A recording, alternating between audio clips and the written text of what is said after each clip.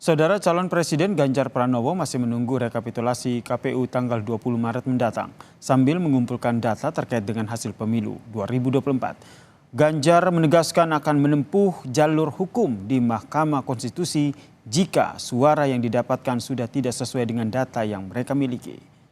Saat bertemu dengan para seniman dan juga akademisi di Rumah Butet Kertarajasa di Bantul, Yogyakarta, saudara, calon Presiden Ganjar Pranowo meminta pihak-pihak yang memiliki kemampuan di bidang informasi dan juga teknologi untuk membongkar hasil perolehan suara pasangan Capres-Cawapres nomor urut 3. Ganjar menegaskan akan menempuh jalur hukum di Mahkamah Konstitusi jika suara yang didapatkan tidak sesuai dengan data yang mereka miliki.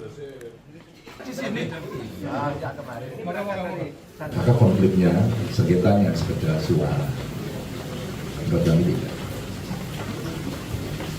Jadi itulah yang juga akan kita ungkapkan nanti di dalam proses ini untuk mengantisipasi potensi-potensi terjadinya chaos.